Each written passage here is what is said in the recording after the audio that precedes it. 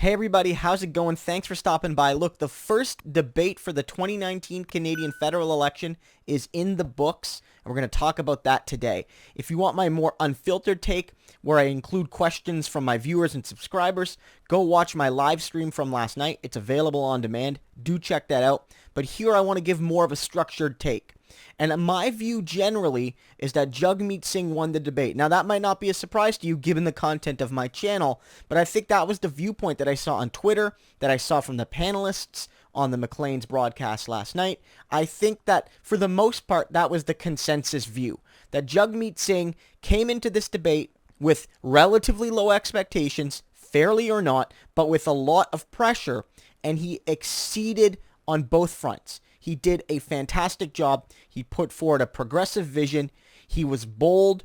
He was strong without being unduly aggressive. All of that was on point. He had a great debate. And I want to kind of touch on his performance and the performance of May and Scheer. But I think we have to start by saying that Justin Trudeau's, absence was extremely disappointing to me. It was very disappointing to me, not just as an analyst, but as a Canadian, as a voter, as a citizen. Because here's the thing, Justin Trudeau deprived Canadians of the full information they need to make a decision. Now, there's going to be more than one debate, and the debate format isn't perfect. But at the end of the day, the Prime Minister of all people is not showing up to a recognized debate where hundreds of thousands, if not more, of Canadians watched, and he is depriving us of the ability to know where he stands on some of the key questions being asked to the other leaders. These are the people who are vying for his job, and regardless, those are the people whose parties will form up the next parliament, and Justin Trudeau and the Liberal Party not being represented was a travesty. Because look, at the end of the day, Justin Trudeau looks like he's hiding from Canadians. His last interview with Hassan Minhaj went awful. It went absolutely awful. And with the SNC affair continuing to bubble, it looks like Justin Trudeau doesn't want to face Canadians unless he can control the narrative, unless he can control his audience. And here's the thing, on that debate, you can't do that. Is Trudeau hiding from Canadians? I don't know if he is, but it looks like he is.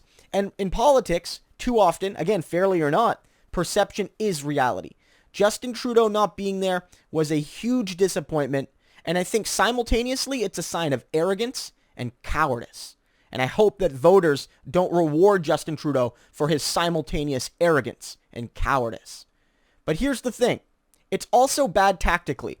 It could have given Andrew Scheer a chance to look prime ministerial without the actual prime minister being there. Now, as we'll note, I don't think Scheer had a good debate, so Trudeau dodged a bit of a bullet there. But here's the thing. It was an opportunity for Jagmeet Singh to carry the mantle as the progressive alternative to Scheer. And Singh did achieve that, and that was a scenario set up by Justin Trudeau. If Trudeau was there, it's not to say that Singh couldn't have won the debate and had a successful debate, but the oxygen wouldn't have been quite so prevalent to do so. Singh would have had less room and less time to maneuver.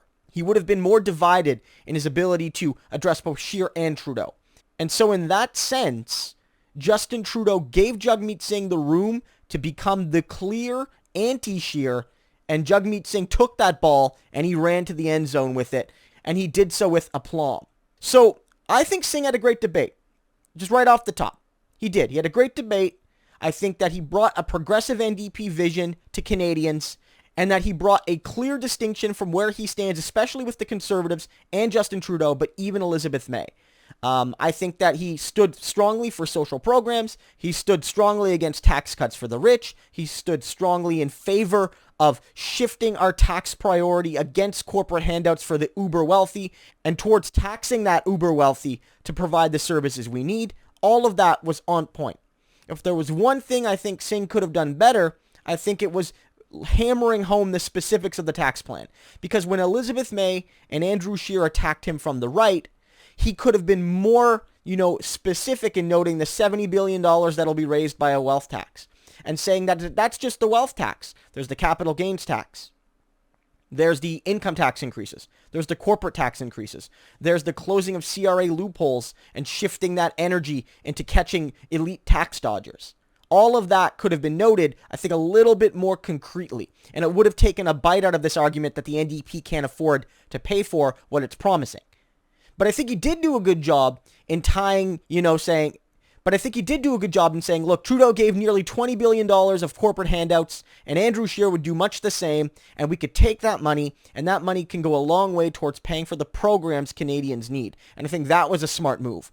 Channeling David Lewis, the NDP leader in the early 1970s, who ran a successful campaign on the corporate welfare bums, saying the issue in Canada isn't about, spending too much on social programs. The problem is that we give away far too much money in corporate subsidies to companies that will not actually use that money to create jobs and help the community, but simply to enrich themselves. We can spend it on different and better priorities that help the 99% and not the 1%. And Singh channeling that, if only indirectly, was very positive to see. Elizabeth May, on the one hand, I think she was very polished. It's very clear that Elizabeth May is a veteran, that she's done this before, and that she knew what she was doing. She was confident. She was well-spoken. When her message was clean, she delivered it well. But on the whole, I don't think I was very impressed. Elizabeth May took a lot of right-wing positions, attacking Singh along with Scheer on the cost of social programs, suggesting that Ronald Reagan was a good thing, praising Chrystia Freeland of all people, who supports a far-right regime in Brazil. All of these positions from May signaled that she's running from the center-right against Jagmeet Singh.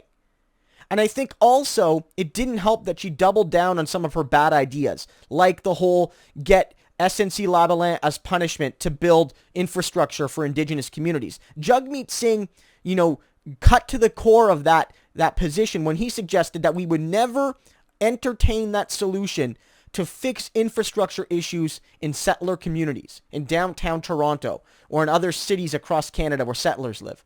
And it's only when we're talking about Indigenous people that we would resort to make criminal corporations do the dirty work. That's what Elizabeth May is saying, that for regular Canadians, for non-Indigenous Canadians, they can expect reputable companies to provide their services. But for them, for Indigenous Canadians, for some of the most marginalized communities in this country, they can hope for nothing more than criminal companies to be forced to do a job. And when they're forced to do that job, they will do a bad job, I guarantee it. Elizabeth May's position was a bad one, and Jagmeet Singh was right when he told Elizabeth May, hey Liz, just admit it, it's a bad idea. Perfectly put. She should admit it. She should say, look, I was wrong. We can move on. But she hasn't. She doubled and tripled down. And it shows that she actually doesn't care about the livelihoods of Indigenous people. She's trying to use, SNC scandal-related issues to try to score points on the Indigenous front, when the fact is that will harm Indigenous people. And likewise, while I think even Jagmeet Singh could have been a bit stronger in opposition to Bill 21 in Quebec, Elizabeth May waved the white flag unequivocally. She basically said, all those people in Quebec who are affected, we will resettle you in other parts of Canada. Now, maybe that sounds progressive. She's saying that we'll welcome you in Toronto and Vancouver and other cities across English Canada, across the rest of Canada. You will be welcome if you're not welcome in Quebec. But what it really is saying is, we're abandoning you. We're going to allow Quebec to do what it wants, and we're going to allow Quebec to discriminate against you and effectively make you internal refugees. We're not going to fight it. And again, Singh could have been stronger on this. I do believe that. But what Elizabeth May is saying to these people is, give up on your hopes of ever being equal in Quebec. Give it up. Say goodbye to your communities. Say goodbye to your friends. Say goodbye to your family. Say goodbye to your schools and your community associations. Say goodbye. Leave your lives behind so that Quebec can continue to do what it's doing.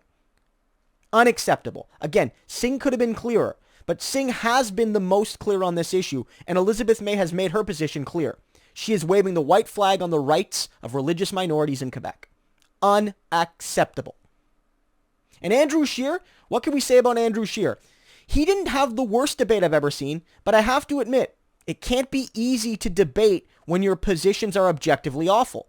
When your positions are, we're going to continue climate catastrophe, we're going to side with Donald Trump, we're going to consult Indigenous people, but not if it means actually consulting Indigenous people. His whole position set is awful, and I think he got hammered, rightfully so, on both sides by Elizabeth May and Jagmeet Singh. I think Singh was a bit more effective, but May was not without her moments in that. And I think that both May and Singh did a good job at connecting Andrew Scheer and the conservative movement to Donald Trump and how he isn't taking a stand against Trump, and that's abhorrent. But I think what Singh did especially well was suggesting that Trudeau, like Scheer, basically believes the same thing with regard to Donald Trump. That only the NDP will offer a different path that challenges, Donald Trump on his, dangerous and regressive policies. And that Scheer will not do it, and Trudeau hasn't done it. Singh will do something. And I think that was an important lesson to note. Scheer, I think, was a bit trapped by the fact that Trudeau wasn't there. Every leader made comments about Justin Trudeau not doing enough. But Scheer, I think, tried it so much that it looks like he wasn't debating, but rather talking to a man that wasn't there. Whereas I think Jagmeet Singh balanced his attacks on Trudeau by almost always bringing them back to Andrew Scheer, who was on stage. And that was effective for a couple reasons. It meant that Singh was actually a part of the discussion. He was actually debating on the stage. It did a good job at making the Scheer and Trudeau are more alike than first meets the eye approach. And that's crucial to do, because if you want to make it look like I am the anti-Scheer, then you want to demonstrate that Justin Trudeau sides with Andrew Scheer on a lot of important issues. And as was noted in the debate, Elizabeth May, at least, is considering supporting Andrew Scheer and the Conservatives. We got Elizabeth May, who just might back the Conservatives, and we got Justin Trudeau, who on so many important issues takes the Andrew Scheer line. I'm the guy who is going to stand up to Scheer and his backwards views. And he came off doing that very well. And I don't think Scheer was ready for that. It didn't seem like it anyway. So all in all, Jagmeet Singh won this debate. 100%. The commentators on the Maclean's broadcast, representing multiple political parties, basically all said so. They said that he exceeded expectations, he portrayed himself as the anti-Andrew Scheer. The goals he had in this debate, he achieved them and exceeded them.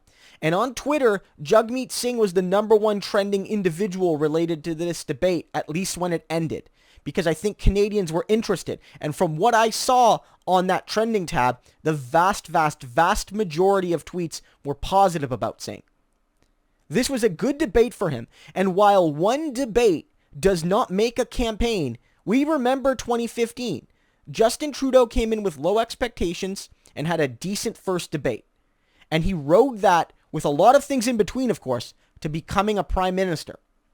And I'm not saying that the situation is analogous here yet. But what I am saying is Jagmeet Singh didn't just meet expectations like Trudeau did in his first 2015 debate. He exceeded them, and by quite a good margin. And when you combine that with his good first day campaign launch, I think that Jagmeet Singh is starting to build real momentum. So don't count him out. Don't count the NDP out, because I think this is going to be a very interesting election. And I think that as the NDP and Jagmeet Singh offer their vision and their worldview to Canadians, their platform to Canadians, they're going to get very excited. This isn't just a Scheer versus Trudeau election. You don't have to choose between center-right and slightly more right-wing center-right. You have the NDP. You have Jagmeet Singh. And I think he's on the right track.